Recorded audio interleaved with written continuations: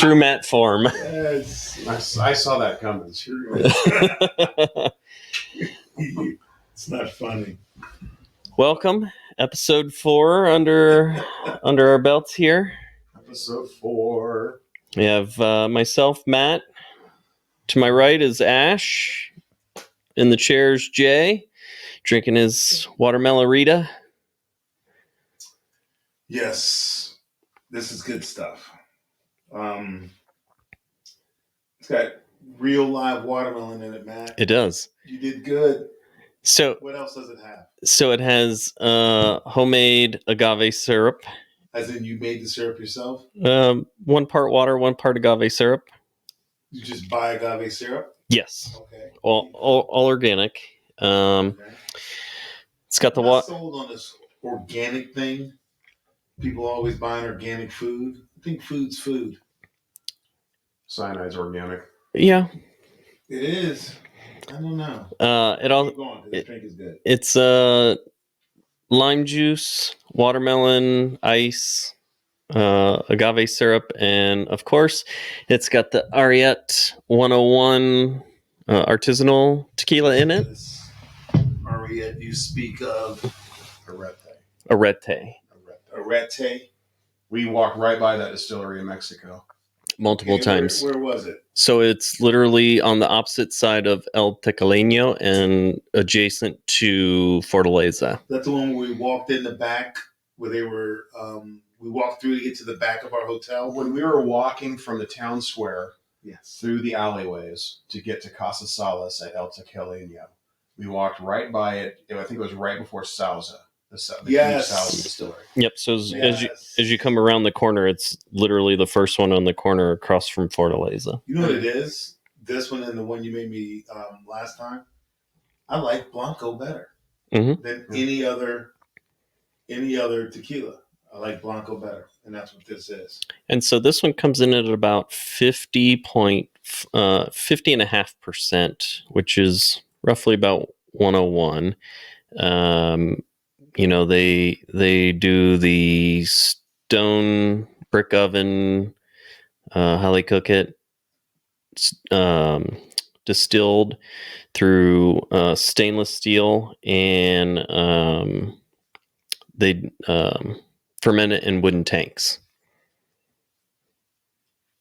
I like it. Arete is one of those original additive-free tequilas that I learned about early on when I started to research tequila, and then again could not find it anywhere in Vegas for years.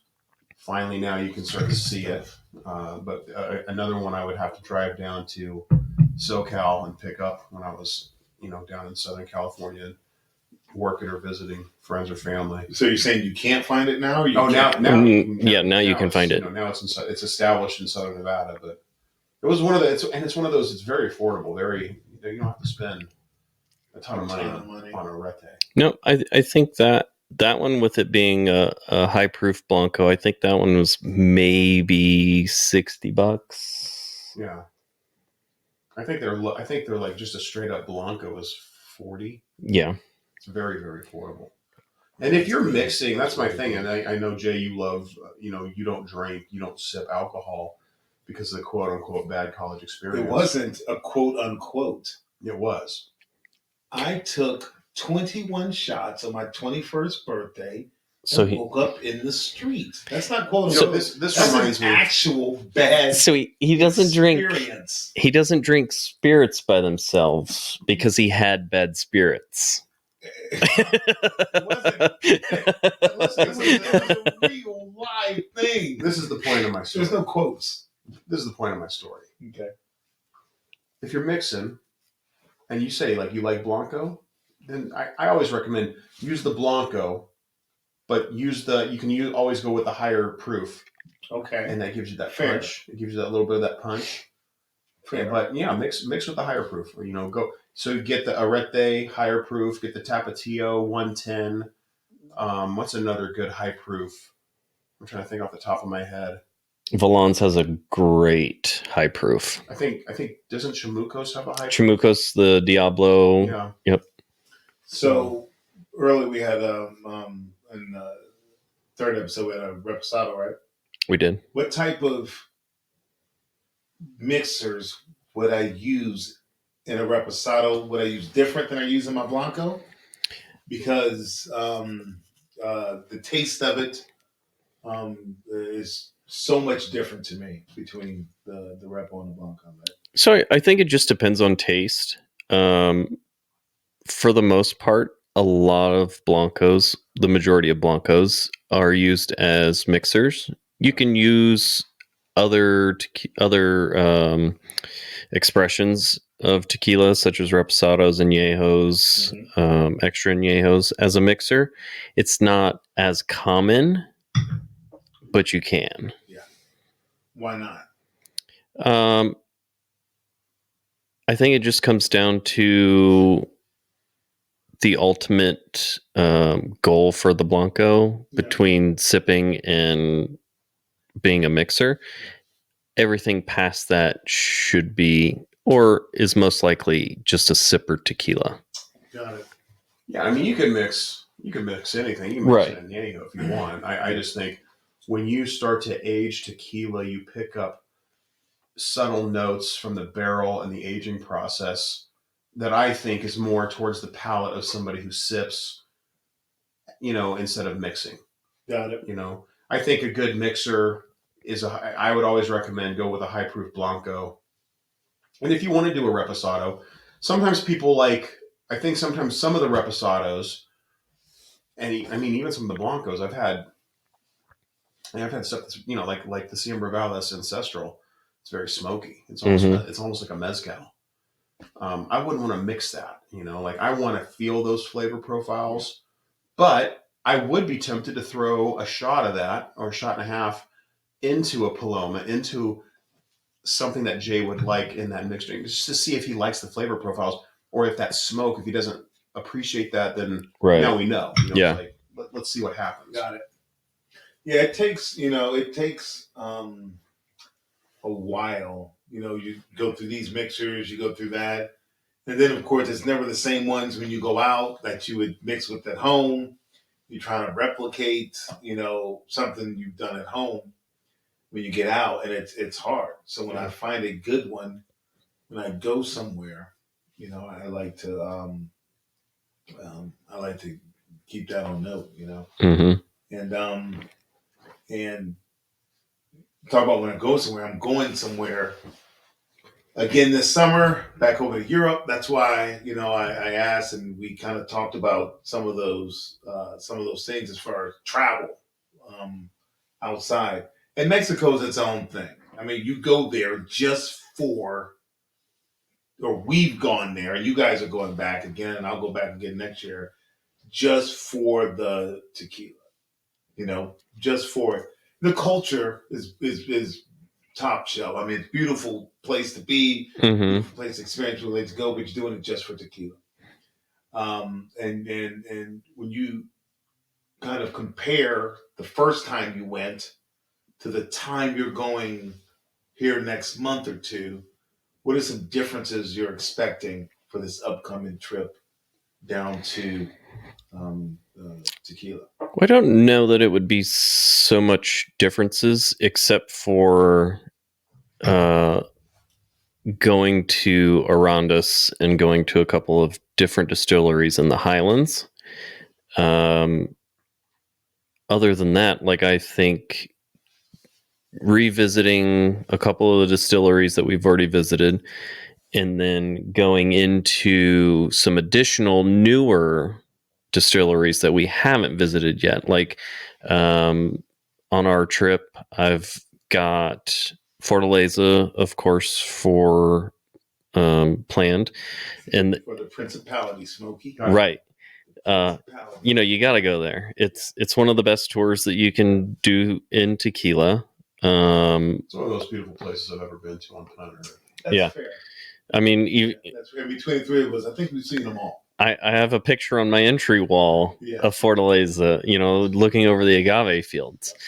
I have El Tequileno scheduled. I have Cascoine scheduled. We didn't go there. We just drank there.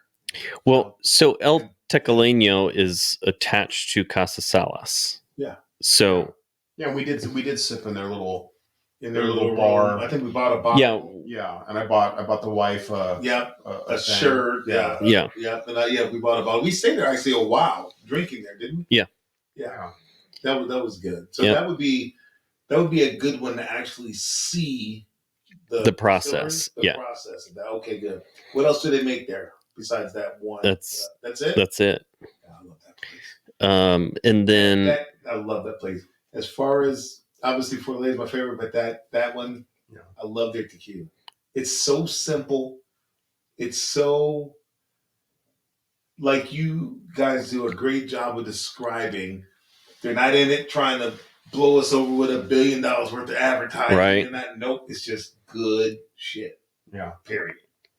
Love that place. And I have Cascaween scheduled. Okay. And then we're going back to the railroad tracks. Yeah. Absolutely. And actually Kevin is scheduled to be our tour guide. Really? Yeah, I set it up through him. He's excited and he's ready, and he's got my 2 bottles of the special Cascaween. I wish I was going.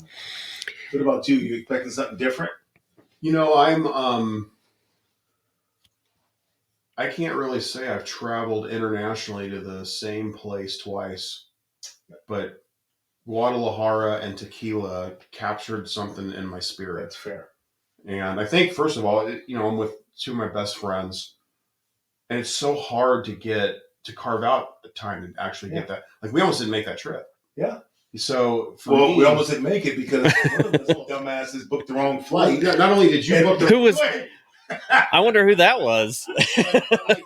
But remember, we had booked. I think we were on Frontier, and then they stopped. They actually canceled. Yeah, it was and the universe was throwing. Yes, the universe was throwing stuff at us. Like, no, you're not going. Frontier cancels the flight. Then we book on Volare. The Volare flight, I think, changed, and then I'm like, and then I get a call from a client who wants to pay me so much money, like ungodly amounts of money, to miss this trip to do some private investigative work, and I'm just like, I'm not doing it.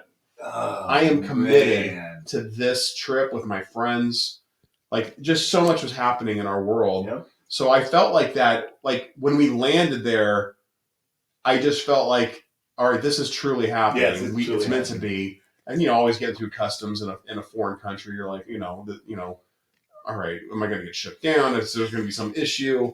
We got through. Everything was good. And then, of course, the drive out to Tequila through Guadalajara. I mean, Guadalajara is a humongous city. It's Chicago. It's a huge city. It's 5 million people. Yeah. And then you leave this city and you're like on this sun going down,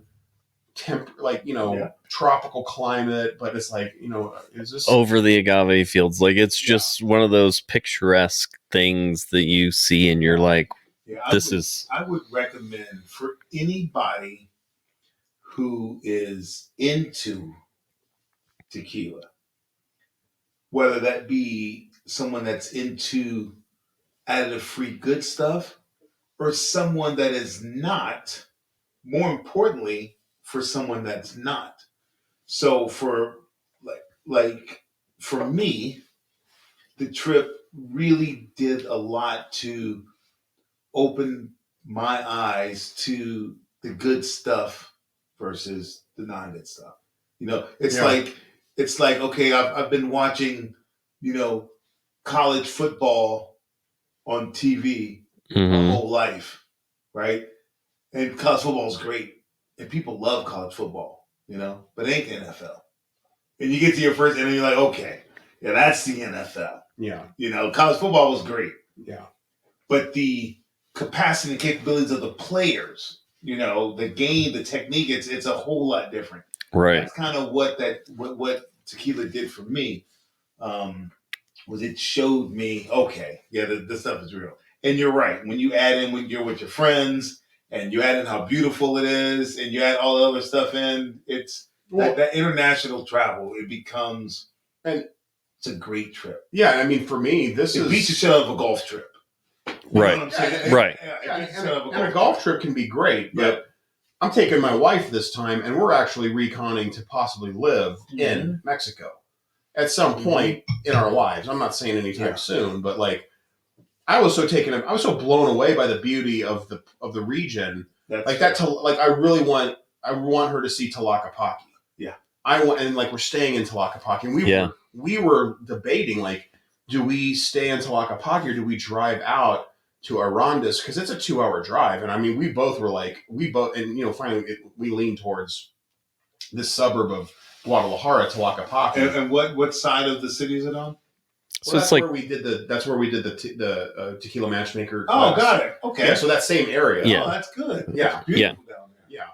Oh, the little strip restaurant we went to. And El Bujo, which we definitely have to go to. That's a great place to stay.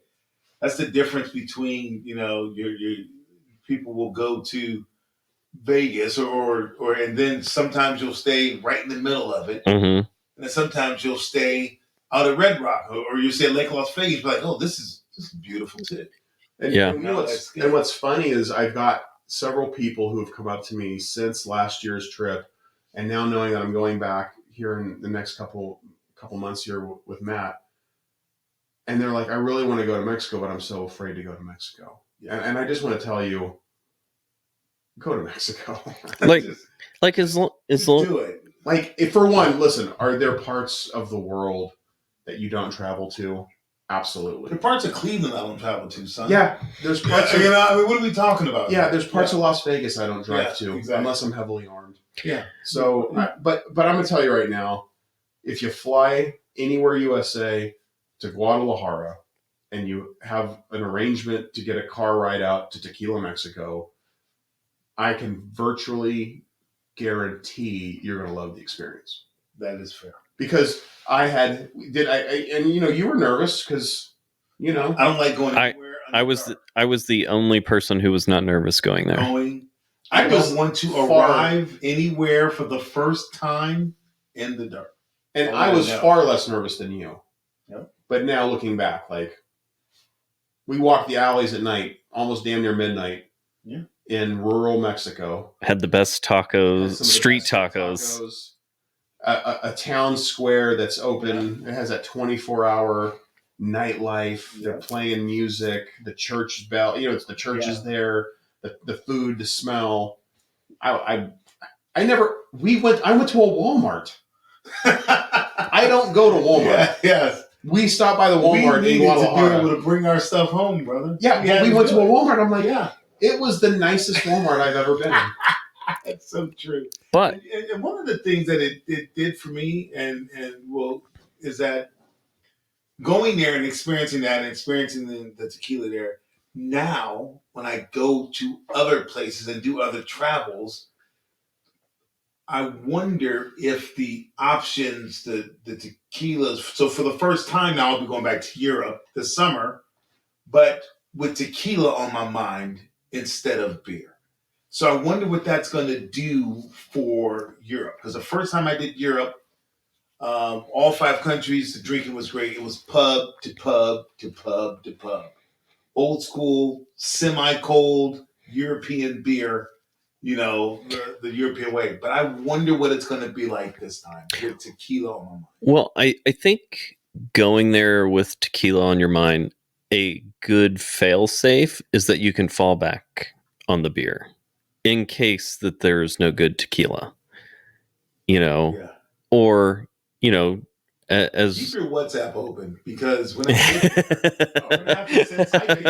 can't wait, because I was in Iceland a few months ago, and I want to say I did see some tequilas. I think I was mostly drinking champagne or wine while I was there.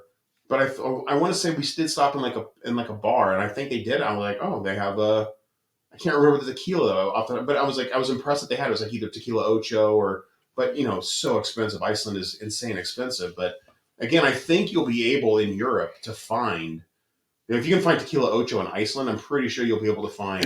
Something. And that was one of the things about the distillery that's kind of, I guess, opened up how interesting it was going to be, was because they talked about the percentage of their product that stays in Mexico. Yeah. They talk about the percentage of their product that comes to the United States, and then the percentage of the product from those good places that goes overseas is small. Yeah. Mm-hmm. I mean, it's small, and I'm going to Barcelona, Rome, Switzerland, Paris. That's going to be a great trip. Well, you're gonna have to bring me back some Cubans. I don't know that I will. Because he's going to get searched at customs. He's going to get searched at customs. I'm the only one that got searched to go back to Mexico, and it's got to say a whole lot about a whole lot. That's for another episode.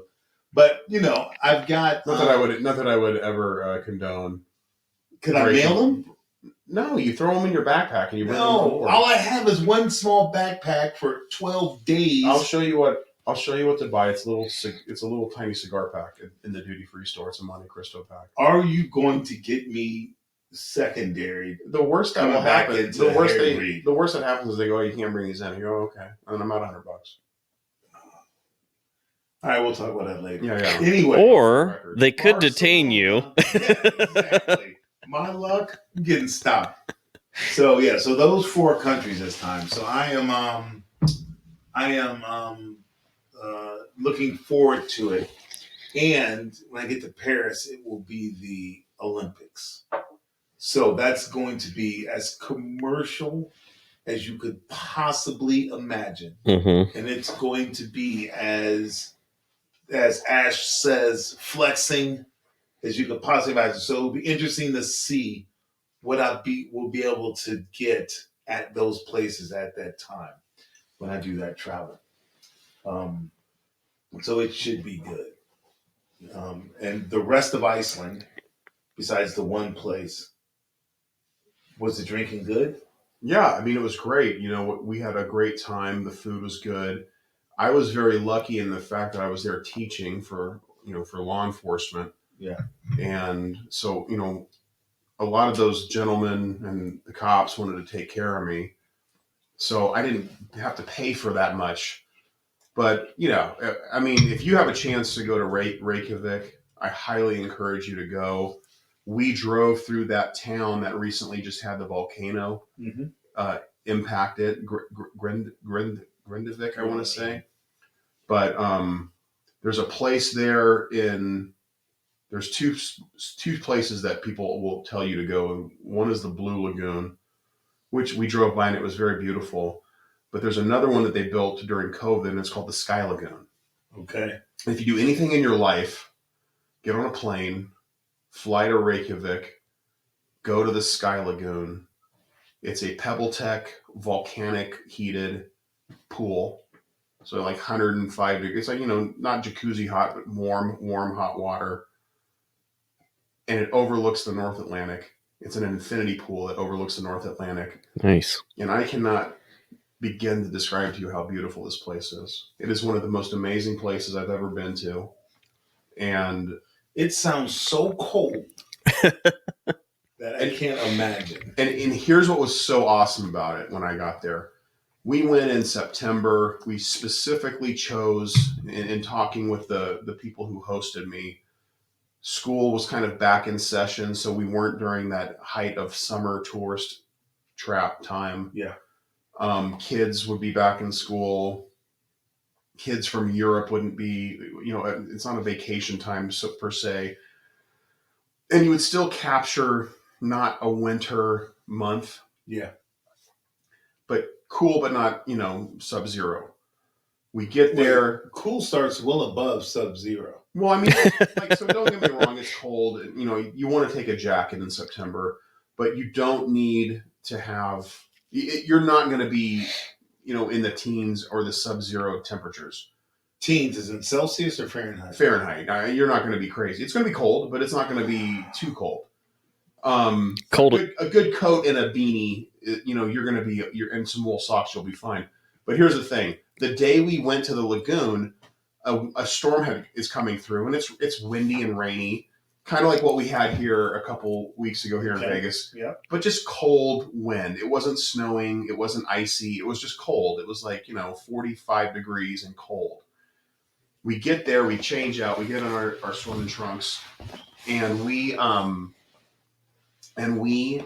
come out into the weather where it's cloudy, windy, and rainy and cold on our heads. But we're up to, we're like, crawling through this Pebble Tech infinity pool, volcanic heated. Was it packed? It wasn't that bad early in the morning, but it can get pretty crazy packed. But I'm going to tell you right now, if you go to Iceland and you don't go to the Sky Lagoon, there's something wrong with you. It should be illegal. It should be like you have to go to the Sky Lagoon before you can leave. It is amazing. And there's a bar. You walk right up. You get this little wristband. Yeah. You put your credit card. They swipe your credit card on file. And then you just go to the bar. And I'm just having champagne. I wasn't doing anything. I didn't want to go crazy. But, I love a good champagne. I'm drinking champagne. Then they put you through this like 7-step ritual where you cold plunge, you come out of the hot water and you go into this like 40-degree cold plunge. I go into the cold plunge, I come out of the cold plunge, and you don't have to do it if you don't want, but everyone does it. They go in the cold plunge and you step into the most amazing sauna you've ever seen. Again, it's like a 20-foot wide by 20-foot high glass overlooking the North Atlantic. And it's just, you're in this hot sauna, and then you set the timer in there. They have these little sand timers, and then 20 minutes. Then you go into a 28-degree ice mist that cools you. Then you step into this salt Sounds scrub, cold. and then you go into a steam room. It's really great. You need to Everything you said sounded so cold that I couldn't have fun. Well, you're getting extremes. You're getting extreme heat and extreme cold. Extreme heat, extreme cold. Like this man's gonna need long johns, a hoodie, a jacket, a parka. Don't do the cold stuff. Don't cold plunge. You have to do the cold stuff if it's in the teens. Everything's the cold stuff. Well, but you're not in swimming trunks walking around Reykjavik. True.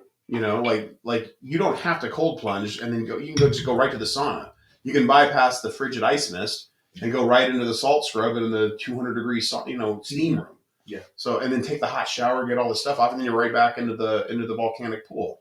But amazing! It's just an amazing place. I just highly recommend you go and enjoy the bar. They have a good selection of champagnes, beers, and wine. They're not going to have there's no additive-free tequila there, but beggars can't be choosers. Yeah, that's true. Where's your next trip? Mexico. Yep. That's the next one. That's the next one. And then I think back to Ohio in May.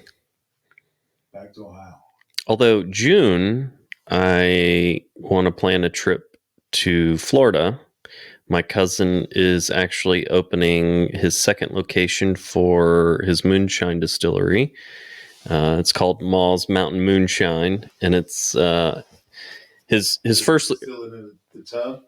No, like he's got a moonshine, basically like a brewery, but a distillery.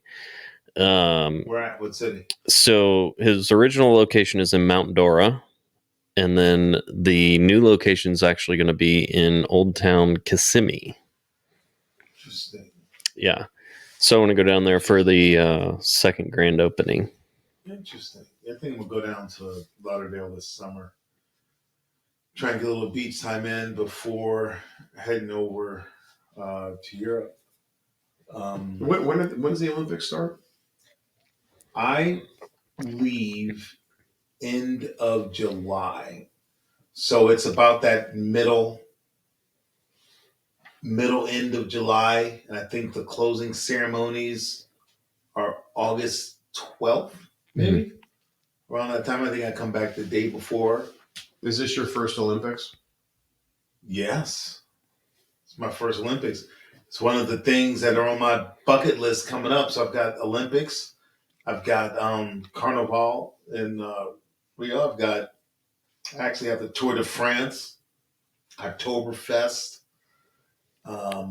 See, Oktoberfest is on my bucket list. Oktoberfest is on mine too. Tour de France. I've got. So you didn't make the '96 Olympics in Atlanta?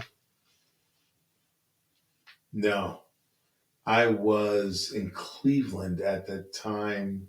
I worked the '96 Olympics. Seriously? Yeah, Oh, you must have been what? 20? 19. 19? Yeah. Yeah. I was a site manager for a concession company. Got it. Insane job. Yeah, it was absolute insanity. Was it? I'm expecting Paris, and it will be the first country, like you talked earlier about going back to Mexico for a second time. How you've never really traveled that internationally. It'll be the first time that I've done the same city twice for vacation. I was there once, but this is only for the Olympics. I think 3 nights. I've got tickets to maybe 6, 7, 8 different events. So I was in Paris in '94. That's high school. Yeah, high school. It was my high school senior trip. Yeah. And the group wants to go to the Hard Rock. And I go, look, guys. In Paris. I'm like, we got a Hard Rock in Vegas.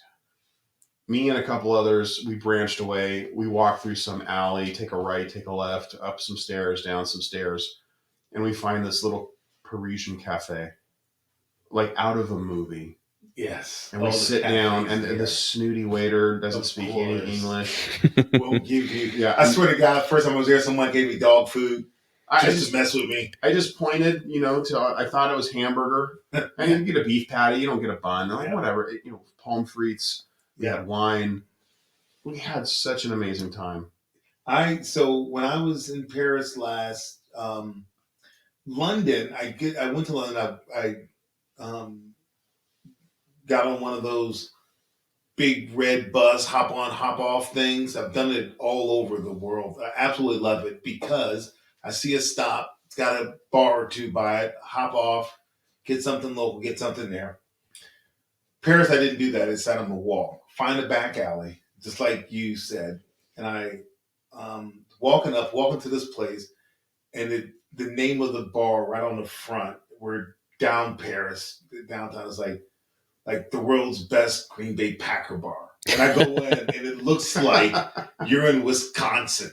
This is the Green Bay Packer bar, and they're showing old games on the fat white dudes. Yes, it's 1:00 in the morning. It's just me roaming the streets, and I'm having a beer at this bar. I'm like, it's had Wisconsin written all over it, But it was a very interesting time on that Paris. And you're right, the cafes and the ambiance. And I took a picture of the Eiffel Tower from the little cafe I was sitting at, and the picture was so beautiful. I had it made into a 36 by 48 and plastered half the wall at my house in it.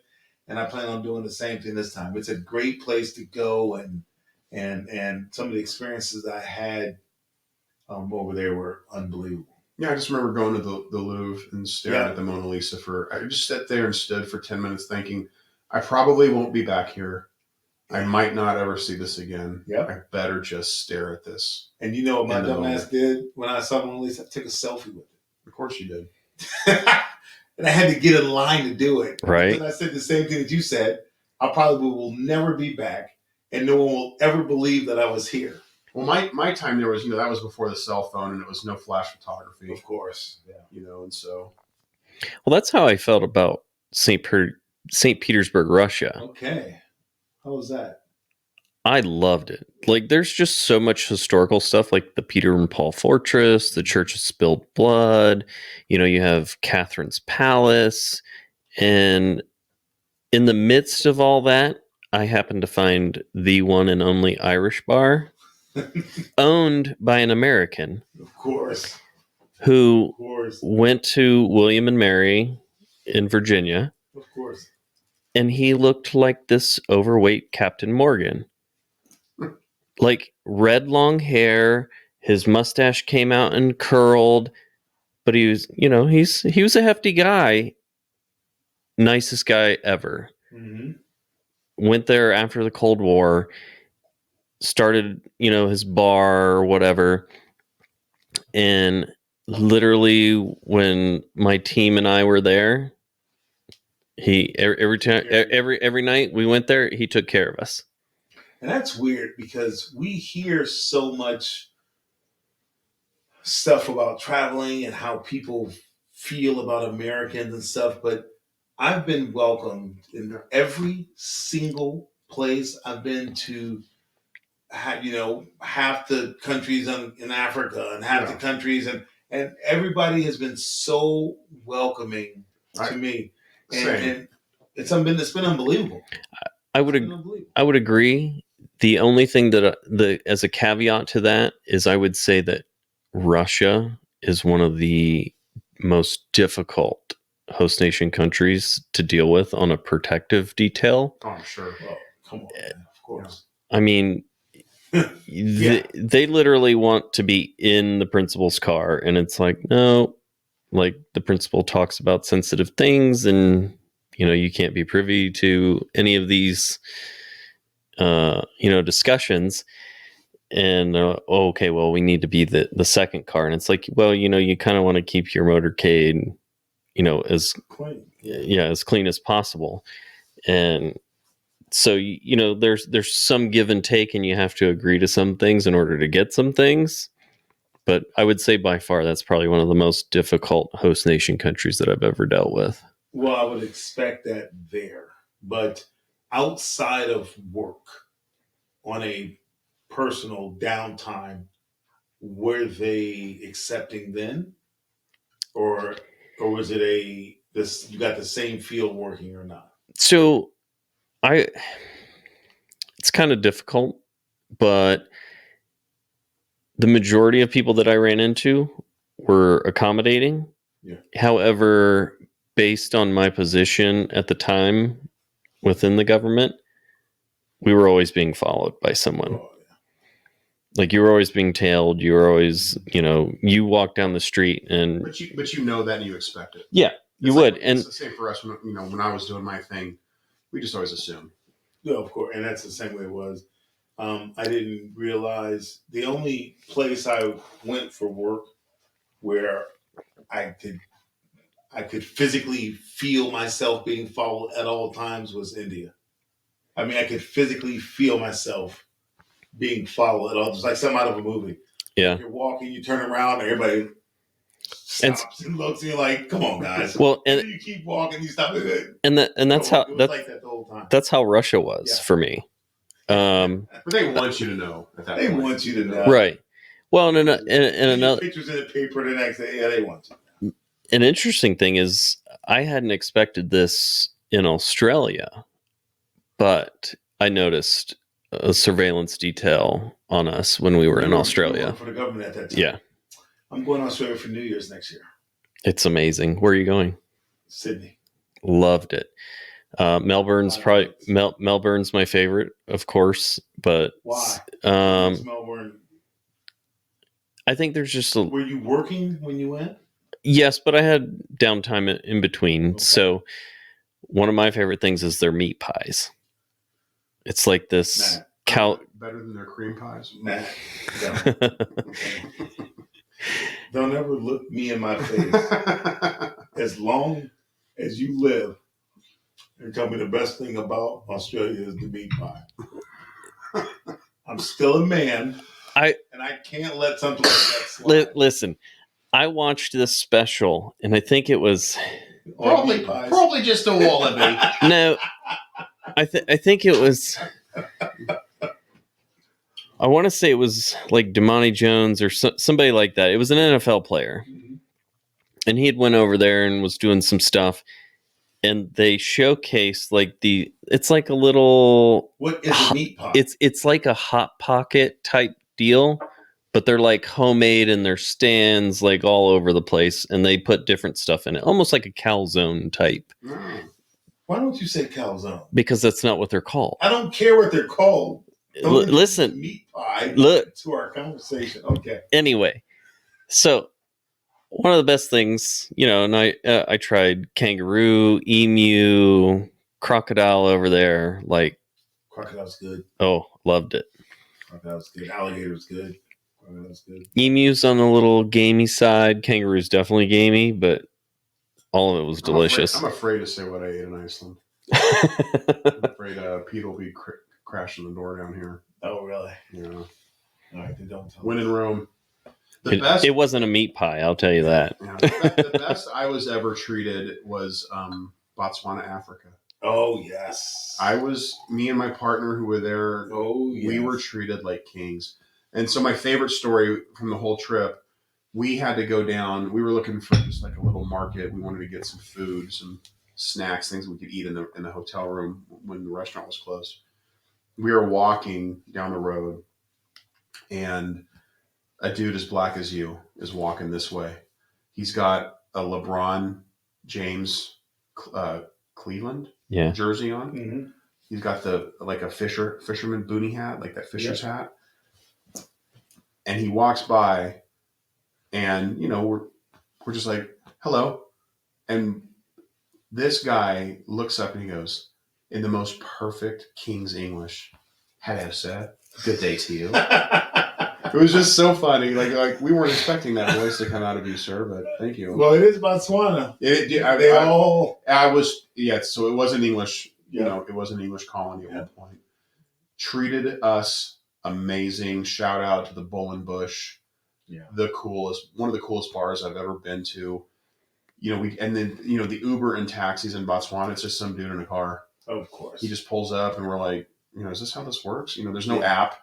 I was just the driving around some of those, sub-Saharan countries, especially on that side. Oh my gosh, it was so much fun. It was like a video game.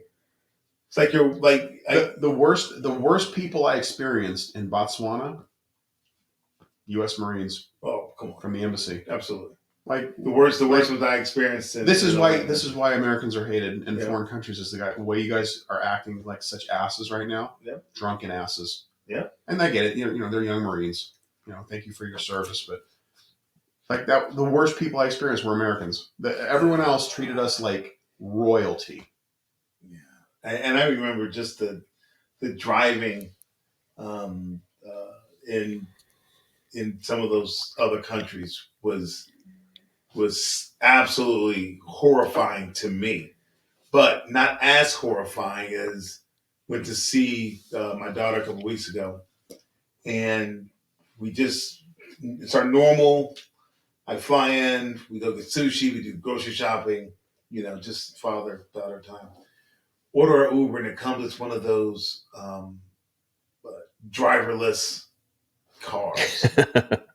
Right. And I'm like, I'm taking pictures, I'm taking videos. I'm like, and this is how I die. Right. And you get in and you're sitting in the back and it's just driving it is the freakiest thing I've ever been in my life.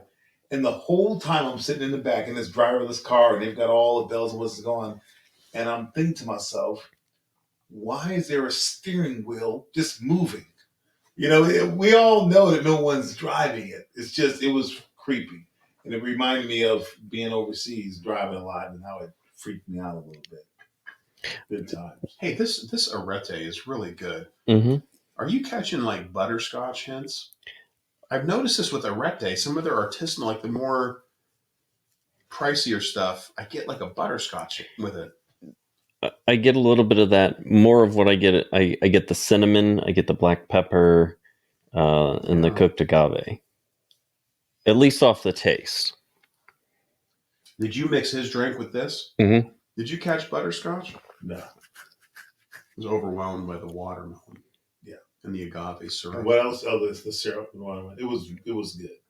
Glad you liked it. I want to say I did the arete reposado. The elevated one, the pricier one.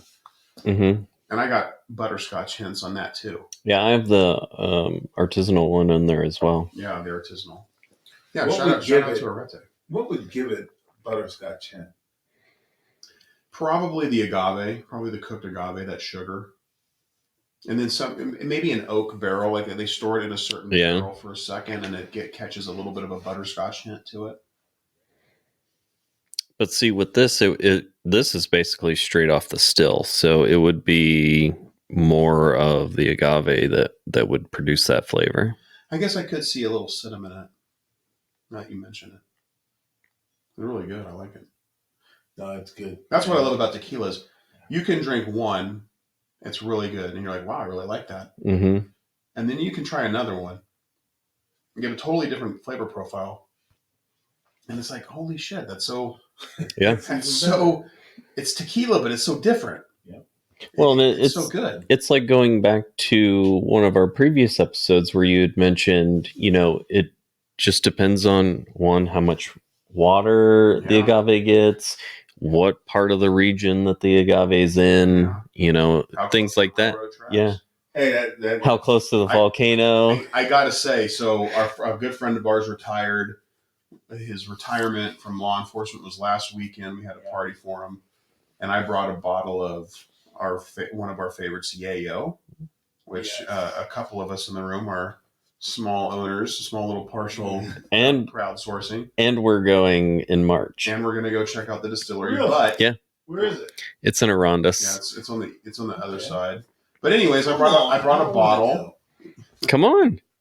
You were invited on this trip. My cousin is getting married. Which is more important? Your cousin getting married or a tactical tequila trip to Tequila Mecca? I would say the one that is least likely to get me killed. So tequila. So tequila. There will be no further trips. But what was funny, so I brought that Yayo to the party, and people were drinking it. You were drinking it, of course. Later on that night, the party moves to his house for the after party, and he didn't have any tequila. And then he goes, "Oh, my neighbors are bringing some over," and they brought the Terramana and Añejo, and I gotta tell you, man, it was horrible. Like when you get that, like what's good, and you start to drink only the good stuff. It is like putting diesel in a McLaren. Right. Well, and it's funny that you say that because we went to a Halloween party together. Yes, we did. And I took Yayo to the party.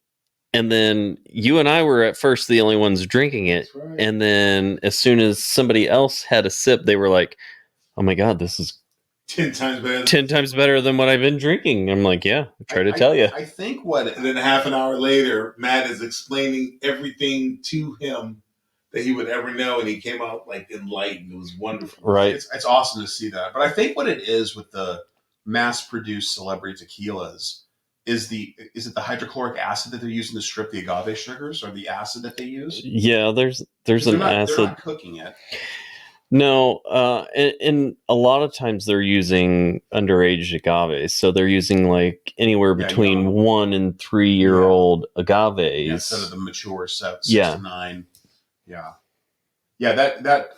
Oh man, it was so disappointing. It is disappointing now, but it was the pinnacle. It was what started.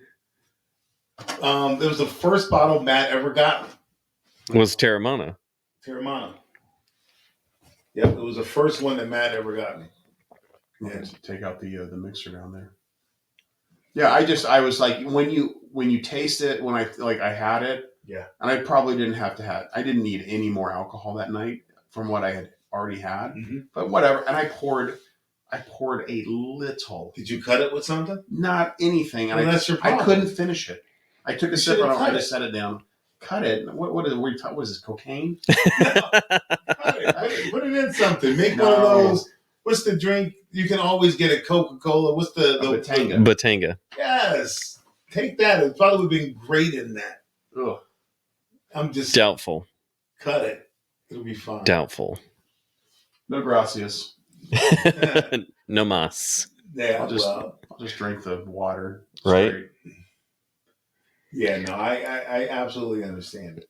And it'll be interesting to see coming up, what I'm going to get and what. I'm interested to see what you find in Europe as far as tequila. That's what I'm saying. It'll be interesting to see. Can't wait to be like, it's 2 a.m. and you're texting, what is this? What about this? Yeah, I'm going to be way ahead of you guys. What, 11 hours, 10 hours? Mm-hmm. Something like that. Don't worry, I'll answer you're because way- usually I don't sleep. Plus, you're way north. The sun there doesn't set in the summer until like midnight. It's the land of the midnight sun. Yeah, so it'll be interesting to see what my options are and see if I have to resort to the good old fashioned cold beer. You know, I can't. I've never in my life had a glass of wine ever. What about champagne? Would you try champagne? Hmm. No. No, I like never. champagne. Never had a cup of coffee either. I love wine. Huh? I like wine. Yeah. I like alcohol. I just, it doesn't like me. Yeah, I'll get back and have a nice cold beer if that's what I have to, get back to. In Europe, that happens a lot. But it'll be interesting to see what they get over there. So I may need a printout That's easy to do. Yeah, we'll get you some. if you guys aren't answering your WhatsApp fast enough. Actually, I can just text. Yeah. I've got the international plan. Yeah. I'll just text and Either way, send it to you. I'll probably be up. Yeah, so it'll be interesting to see. And then how was the what was the selections like in Australia? Is that a beer place? So back then, like I was more into beer Yeah. as opposed to tequila. Yeah. So I was drinking beer. Wasn't really into mixed drinks or spirits at that point in my life. I was 2007, 2008. Got it. That was right before you lived here, wasn't it? No, I moved here in 2015. 2015. Got it. Wow, it's only been 9 years. I've never been to Australia. It's amazing. I've been to 3 cities in Australia, twice in a year. Really? Yeah. How long was the flight? Too long. Well, yeah, too long. So we flew from DC to LA. LA stopped in Tokyo, and then Tokyo to Australia. Oh. Then on the way back, it was Australia to LA. Well, that's good. Yeah, so I actually got to see the same sunset from Australia to LA in the same day. And I was like, okay, Wow. I'm done. I'm done. Yeah, I flew Johannesburg to Atlanta, and I want to say it's 15 and a half, 16 hours. It's like the 5th longest flight on planet Earth. Well, it's 8 hours from DC to Brussels. Yes. That's an 8-hour flight. And it's 7 hours from Seattle to Reykjavik. I've done DC to Brussels a million times. And I've done here. But I don't know if I've gone the other way. I've actually passed Hawaii. So it'd be interesting to get from here over to Australia. I wonder what the tequila selection is like in Japan. Be interesting. Because there was a time in reading the stories about tequila, one of the original families went to Japan and saw that they were distilling tequila there. I don't know if you recognize the story. I don't know if they were growing their own blue Weber agaves or if they were buying them and shipping them there, but they were making tequila in Japan, and this godfather of tequila was like, this is it. I'm done with this.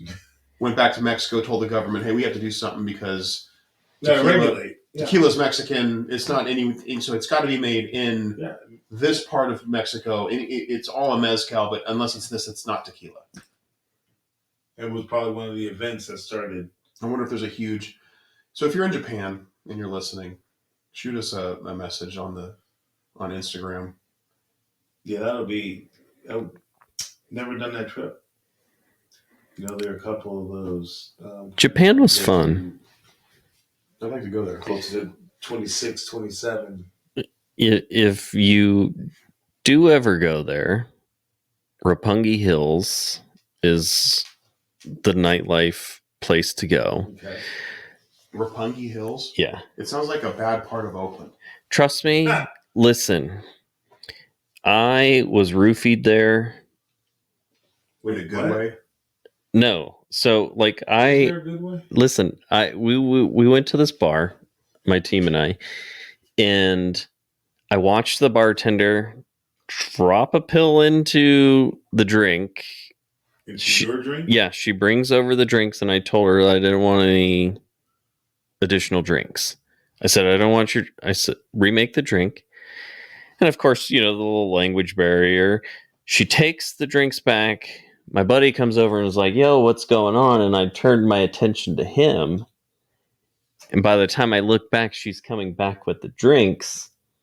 And I was like, okay, whatever. Drank my drink. By the time that I finished my drink, I don't remember anything from that point to the rest of the night. They said they had to carry me to the hotel, and I was like, why? Like, what is happening? Was that foreign intelligence? Who knows? But there were a couple bars that we went into that were like, oh no, you have to do a 2-drink minimum in order to come here. And I guess when you talk about international travel and going drinking, those are just things you have to deal with. I was in India once, and we are nowhere near a major city. We're off in a small town. Was this working? Yeah, I'm working. We go into a little. Now, Indian food is my absolute favorite. Anything and everything, I love it. So we're going to a little restaurant, and we order waters. She gets a ladle from a 50-gallon trash can, ladles water into the cup, puts it on the table. Right, the guys I'm with are from India. They drink it. I look at the water. I was like, I would die before I could even get to the bathroom if I drank ladled water from India. So I said, I'm sorry, I'm going to have to order a bottled water. They come back 2 minutes later with the bottled water, top's not on it. Now, I've been around long enough to know she just ladled this water. She dunked the bottle down in. Exactly. I said, nah, I'm just not going to. It's like putting magnetometers up at the venue, but nobody's stopping anyone who walks through. Exactly. It's just going. No, you're good. Come on. Said, the illusion. I'm just gonna, the illusion of security. Yeah, I said, nah, I'm just going to be thirsty this time. But, traveling abroad, like one of the things that you should always be mindful of, and if you're drinking, is to always watch what's going on with your drink. Absolutely. Yeah. Especially if you're a female. Absolutely. Really keep an eye on you really have to maintain situational awareness if you're in another part of the world. Yeah, absolutely. And I guess that was. I guess you kind of have to think like a spy. If you think like an intelligence officer for the clandestine services, and you think, maybe I'm under hostile surveillance here, maybe somebody's following me, maybe somebody wants to do something bad to me. Yeah. You'll have that situational awareness to the point where you'll be like, I didn't see where this drink came from, or I didn't watch it get made the whole time, or some guy walks up and says, no, thank you, I'll pass. Yeah, it becomes important. Or here, you take a sip of it, and when he refuses, it's like, oh, that's a red flag. And for me, it's even more challenging because I travel alone.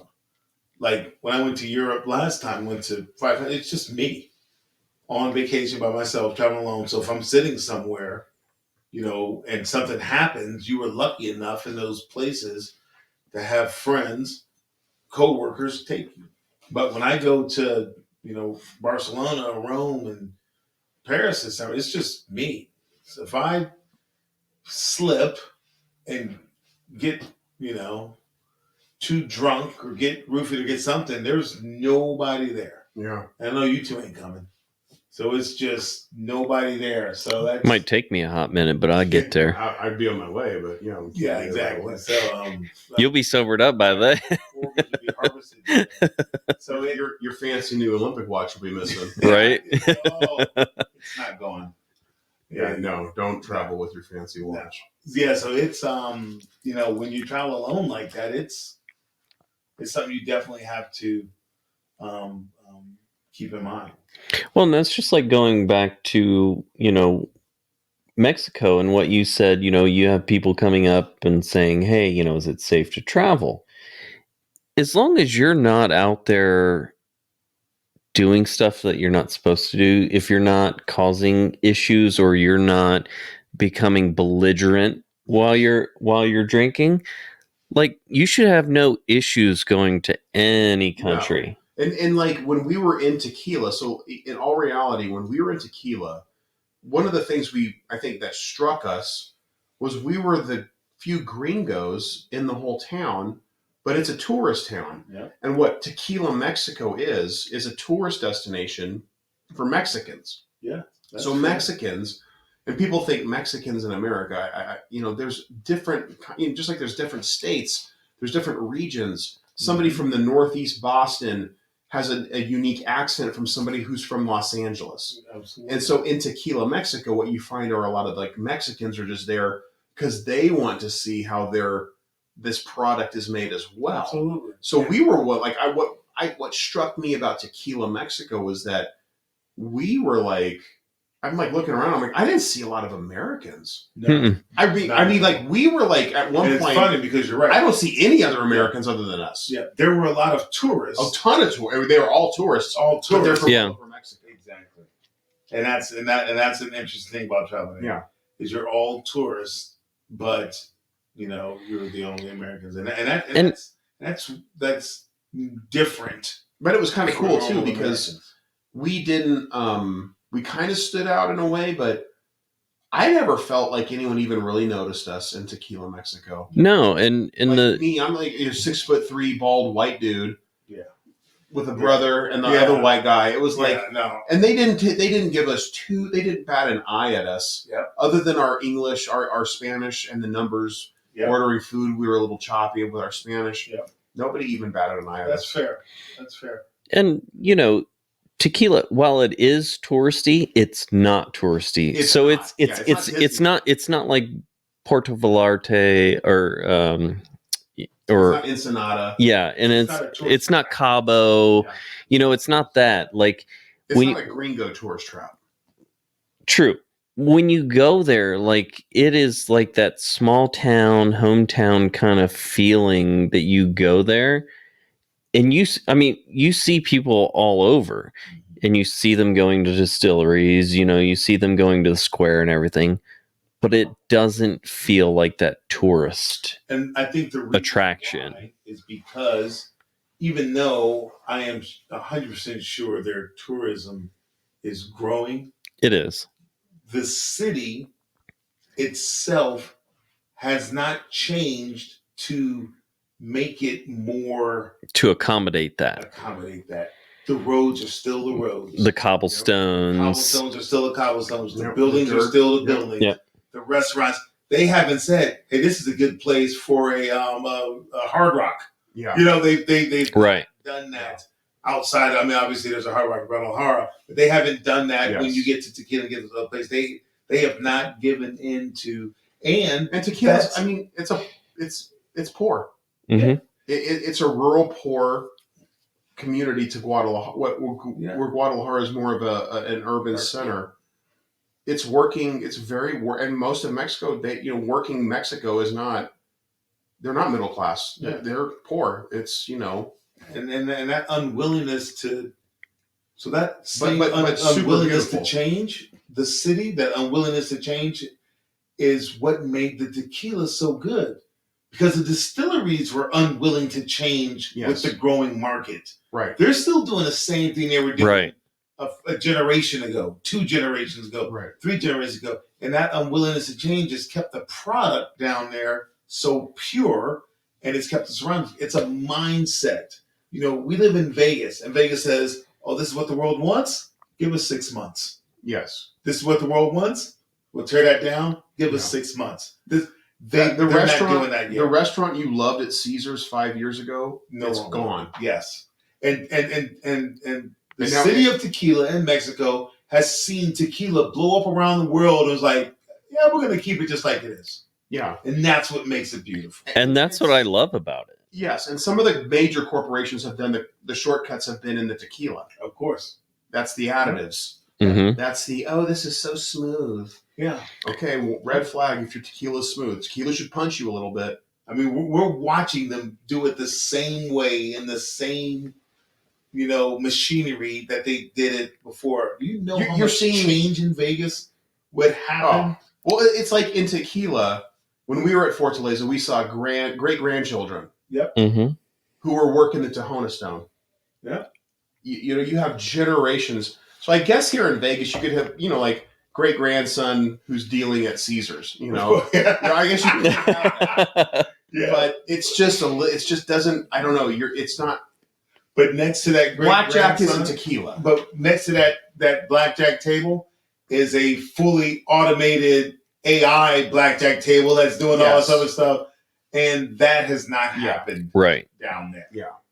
Vegas that place has not changed. It's very interesting to see, and that's what makes it touristy, but not touristy. I will tell you this, though. If you are riding in the back of a car on the way to Tequila, watch out for the speed bumps. Yes. Smack your head pretty good on that one. Oh, And if that was you're the worst. If you want to get somewhere, if you move with a Leave purpose, early. like former cop here, you're just going to have to sit on your hands like you're Yeah. a field training officer. And I'm just sitting there like, can this motherfucker go? But see, if you look at the European culture and then you go to Mexico, and as far as like driving and everything else, like it's very similar. Like you will spend a little while in order to get your food, your drinks, and everything else. And that's honestly, to me, like that's what I love about other cultures and other places is that I can go there and I can just spend as much time as I want. I don't have to get up right away because it's not about, hey, we need to fill this table. We need to, turnover. It forces us. And I need that. So do I. I need to That's what I go. said. I'm not in Vegas. I'm not moving a mile a minute. I need to go. I need to check myself, and I need to go, okay, things are going to be a little bit slower here. Mm-hmm. And that's one of the things about Vegas that has ruined me is the level and rate of which we experience customer service and turnover here. They are on it. They're moving. They're doing their thing. You go to the rest of the world, and it's just not there. You're on their time. I mean, that's why I worked in Atlanta. They brought us out from Vegas because they wanted that faster paced mindset. Yeah. Well, we were talking about this earlier, where my worry about Vegas now is Vegas has always been a destination, a place for people to come, whether it's gaming, whether it's a show, now it's sports. My worry now is that Vegas is becoming a flex. Mm-hmm. There's like a place now in one of the new hotels. They sell $1,000 steak. Yep, they bring it out with the girls and the sparklers. Steak. It's a steak. It's a steak. Right. And what you'll do is you'll serve a sizzler steak for $1,000. That's not at the Golden Steer. I promise you that. No. And that's the thing is, I don't want to turn Vegas into a flex. Yes. Like, I get it. You bought a $20,000 bottle of, the Ace of Spades champagne or Dom Perignon or whatever it is. And they walk it out. Well, now it's turning into, now the food's coming out with sparklers. The steak. And the thing is you could go to Costco, get the same steak. The food's coming out with sparklers. But if you're spending $1,000 on steak, I want foie gras. I want caviar. I want a shot of the best this. I want the finest champagne. I want something. I don't want chicks in bikinis with sparklers. I'd much rather have a Japanese Wagyu. Described the absolute worst part of how we commercialize and quickly change stuff here. Sparklers coming out with steaks. I saw that on the internet, the $1,000 steak, and I wanted to punch my cell phone. Yeah, just to see it, just because. But like I get it. They're going to sell what they can spend. And what they spend this money on. Yeah. But come on, man. Let's not turn Vegas. You took it too far. Into what are we going to do? Like every time you now you throw $1,000 on a craps table, is there going to be chicks in bikinis with sparklers? Yeah. I mean, I I would like that. I'm going to go put a bet tomorrow on the Lions. Yep. Okay, money line. Yep. Do I get sparklers? I just want to bet. I think you should. Like, I feel like you should. If I put $100, Yeah. or I put $100,000, just lay I'm not getting. I don't need sparklers. I want to make a bet. I want to see if I can win this money. I want to like make that game interesting. Mm-hmm. That's what I feel Vegas is, and we're turning it into a flex. When you got steaks with sparklers. Where was this at, by the way? How did we get here? How did we get here? I don't know. Where is I I can tell you how we got here. No, like where was the steak with the sparklers? That's what I want to know. I don't. It was. I saw it on the internet. I saw it on the internet. It was in like a case. It's so or something. Dumb. It was in a case. It was infuriating to watch the place where we used to go to, the beach and the drink, and we used to go to get tacos off the strip somewhere, and now we're watching steaks and sparkles. I will tell you though, the weekend that we went to the Vegas Golden Knights and we went to the Sand Dollar, I really enjoyed the. Yes. So at one time they did have the Sand Dollar Lounge. They did off of Spring Mountain. Off of Spring Mountain. The downtown one I heard is nice, but the OG Spring Mountain right there off the I-15. Sand Dollar. So I saw BB King there when I was a kid. It used to be a blues bar. The live music is great. It's come on, man. And the live music was unbelievable. Live music. The dude was killing it. I actually found him on social media. I forget his name. You did? He was. First of all, he looks like a guy who's like he's like an electrical engineer by day. Mm-hmm. Yep. And this dude is shredding because I'm a guitar player. Just got done doing someone's taxes. This guy was crushing it. Great live music. You remember his name? I'll have to. Maybe next episode we'll think about it. I'll have to look it up. I found he doesn't have a huge social media presence, but he was tagged on there. We need to get him to play our intro music. Dude, he was amazing. Oh, he would kill it. Bluesy and fast. The fact that they had Tequila Ocho. Yep. They used to have Fortaleza. Lots of places have it. I think you got to talk to them. So they used to actually have it out on display. And when I first got into tequila, that's when I went there a couple times and I was like, I want Fortaleza. This is what I want. Always great. But the fact that they had Tequila Ocho and they had a couple other added free ones, but we had drank Tequila Ocho that night. And, the live music, the tequila, like it's a great bar. That's why you live here. Yes. Yeah. That's it right there. That right there. Great tequila, for old school live music. Yep. After hockey, you go into the back. You walk to the back. We walked in the back and you got a Buddha. Mm-hmm. That was my rally point back in the day. for my crew. I said, hey, if we're ever off, if we lose communications, something bad, crazy zombie apocalypse, meet at the Buddha. So they all knew where the Buddha was. So if you go to the Sand Dollar, go into the courtyard area, you'll see the Buddha. Shout out to the Sand Dollar. You had to cut out. Yep. You had something going on. Yeah. And I got to tell you, dude, we stuck around. Some of the best pizza I think I've ever had in Las Vegas. We crushed 2 pizzas. He's like, you want a pizza? I'm like, yeah, I could have Where at?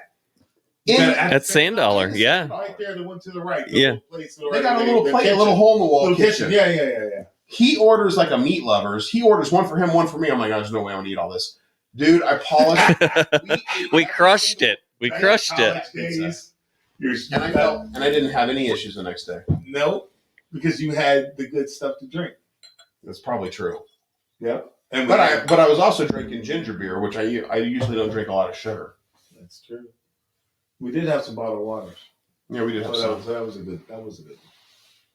Yeah, that was a good. So yeah, we'll get a couple of trips in this year. It'll be interesting to see what it's like tripping with tequila instead of beer. I'm afraid I'm going to have to fall back, but I think by this summer, it'll be a couple interesting things to talk about. I could tell you that rural towns in Ohio have mainstream tequila as opposed to anything good. Yeah. And that's one of the downfall. Like, I'm so glad that I, over this past trip over Christmas, that I took my own bottle from here. I took it to Ohio with me, and I was like, yeah, the 4 or 5 days that I'm here, I ended up having to buy another bottle while I was there. So, I found like a Trace Agave's bottle, and it was like $25. Yeah, Trace Agave's will work in a pinch, and it's additive free. But I found that at the state store. Yep, where liquor on one side. Yeah, Can't have anything else in it on the other. Well, no. So, in my hometown, like, Bueller's is the name of the grocery store. They have beer, wine, and everything on the outside, and then there's this small little cubby. It's like behind a area, like porno in the old days in the VHS store. Well, it's actually about a room this size, and they have all hard spirits. Yep. And you look at it, and they probably have, I would say, from like here to here, tequila. And it's all just like the usual suspects. Yeah. But you can't get on them for that, though. I mean, no. They're in it to make. They're going to sell. What they're going to sell. Exactly. What makes money? What they want. Yeah, I go to the supermarket. Yeah. I walk through, and in Vegas, the supermarket has a liquor aisle. Yeah. I don't expect to see Fortaleza on the shelf. Yeah. I don't expect if I see Tres Agaves. All right, cool. I'm not, that's in a pinch. Yeah. But it's the same usual mass-produced. Mm-hmm. Because that's what sells. Yeah, because they're ultimately in it to make money, and that's what the distributors are pushing. Right. They're in it to make money. Yeah. And it's more the distributors pushing it as opposed to those locations just not getting anything decent. That's fair. All right, so before we go, who you got tomorrow? Lions and who? I'm going to put my money on the Lions. I think that I like that coach. I'll give you that. They haven't been this far in a long time ever. So I hate we talked about this earlier. I hate that Detroit really needs it. No, the people who work their asses off need it. But everybody's working. But I do love an underdog. I do love to root for an underdog. I'm going Niners, and only because you put money on that. Yes, last Super Bowl. Yeah. At the end of the Super Bowl, I put money on the Niners going all the way. So of course I want to take the Niners. That's awesome. You're buying the next round. You are buying the next round. Listen, my goal is to get a Pappy Van Winkle off of this bet. That's good. All right. Would you drink it? I would sip it. I'll try some Pappy. We might have to. Jay would want to mix it with a Coke, right? I don't have the type of pride. You can say all you want. Yeah, I would. 5 minutes. I'd be like, "This is the best one yet." But I'm a bourbon guy now. and real quick, what do you think on the conspiracy of? Don't say the colors. Yeah, the colors. Come on. What is this? The people are always the logo colors. Couple years is the what? The Super Bowl logo, right? They come out with Super Bowl such and such. Well, the primary colors in the Super Bowl logo that comes out in in advance. The teams that have those primary colors as their team colors have made the Super Bowl the last couple of years. So this year's Super Bowl colors. So when you walk next week around Las Vegas, all Super Bowl signs, they're going to be in the colors of San Francisco and Baltimore. And it's been like that all year going into it. Shit. So the conspiracy was from months back, it's going to be San Francisco because it's all scripted. It's all Like this is like really WWE. Yeah, But having worked for the NFL, like, how do you see that as, bullshit. you think it's bullshit? Yeah, it's bullshit. Yeah. It's come on, man. I'm surprised it's not a rainbow flag color. So it's the NFL came up with their commercials about it's scripted. They brought it upon themselves by creating a line of commercials about the NFL season being scripted. And when they came up with that line, it's bad enough that people now, and we talked about this before, about how people are crushing the public servants now. Now the thing in sports is to crush the referees. And it's all they're fixed and they're missing these calls. They're crushing those people that are there to support. And now it just all plays into everything being fixed. I do feel like I do watch games and I'm like, isn't this football? What now? Like now, what's the flag for? Well, this is the thing about it, and I agree that so many people that watch football talk about the changes that they've made, especially changes towards keeping people safe. Safety related changes. It's a workplace. It is a regulated, unionized workplace. Mm-hmm. And in a regulated, unionized workplace, it is the job of the union to make the workplace safer for the employee.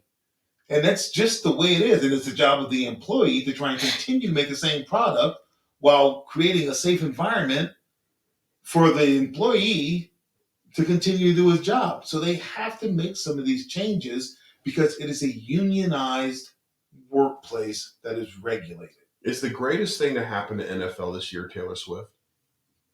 It's a legit question. No, it's not. How many people that would never watch football are now watching football? I'm sure there's a lot of Swifties that are. No, but what you're saying is total nonsense. My daughter is watching football. Last year, every year they do the top 100 watched television shows of the year. This year, 97 of the 100 were football games. Last year, it was 91 or something along that line. People are going to watch football because it's on. And live sports are the last, great place in this America for meritocracy.